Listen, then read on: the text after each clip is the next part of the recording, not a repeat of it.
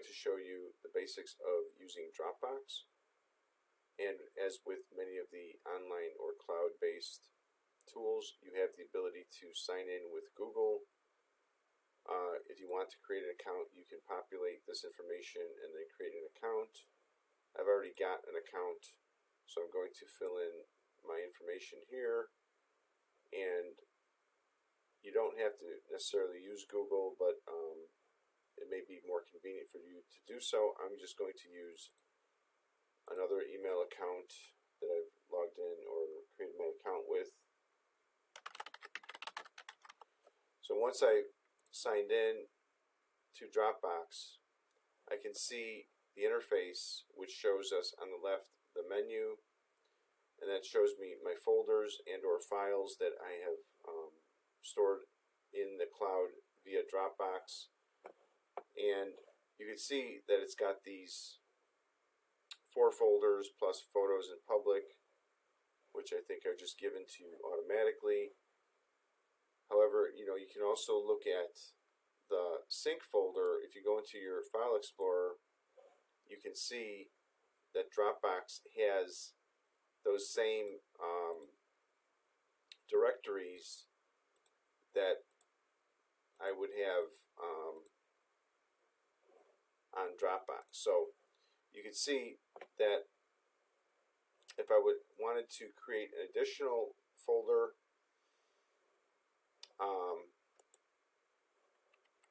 I could just create a new folder here and type in perhaps ITC 320. So these are all courses that I teach, and the new folder gets created. So in addition to doing the basic management, and let me just show you also, if I go into File Explorer, that ITC 320 also shows up here. So it's kind of integrated between the browser window and your local File Explorer, enabling you to see the files either way. So you can see that depending upon what you want to do, I have this 282 folder here I'm going to go into, and you can see that it's got a file in there from one of my classes, and you can basically navigate through the folders just like you would in your local file system. So the various options that you have within Dropbox, you have this paper, which is basically a flexible workspace that brings people and ideas together. So that's a feature you can explore. You can go into the sharing and basically share a folder with others. So if you create a shared folder, you can share an existing folder or create a new shared folder. So if I say share an existing folder and then hit next, I can choose that folder CPS 282 and then hit next, and I can also specify who gets that. So I'm going to just send it to myself.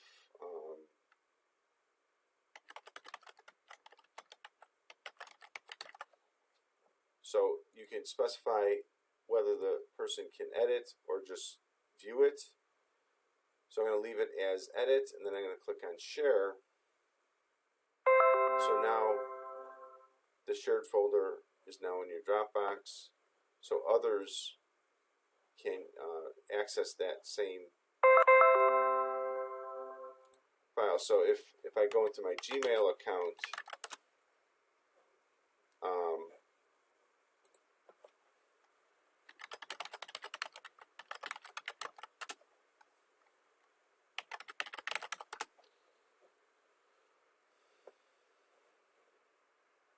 you can see that the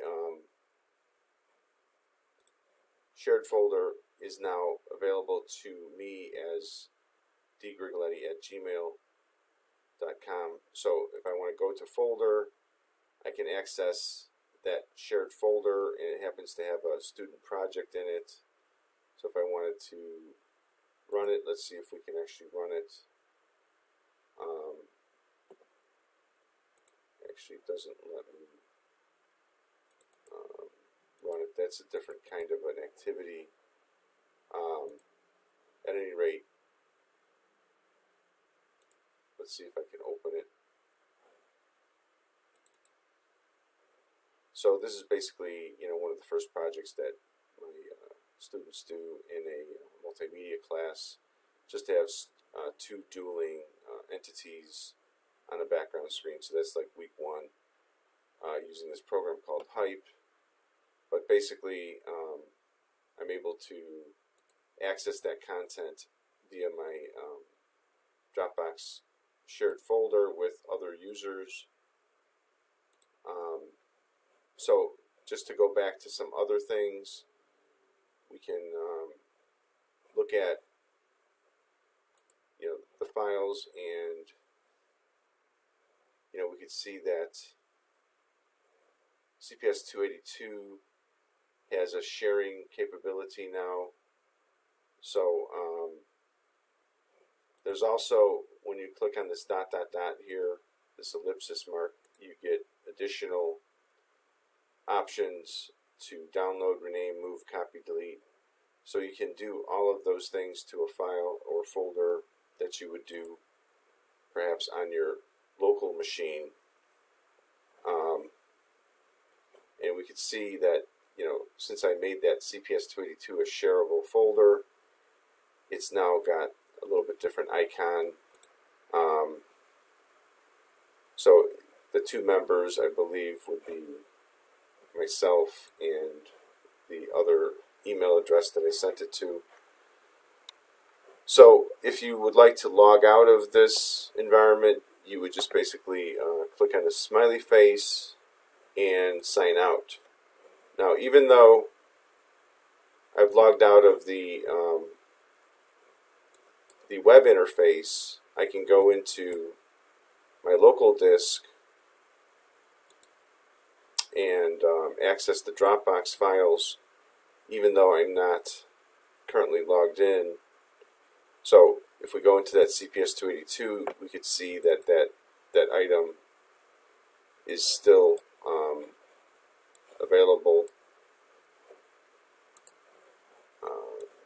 Of course, that's on my local machine, but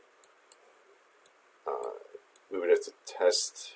Well, the item is on Dropbox, so when the person who got the email receives it and gets the link, they can also access it.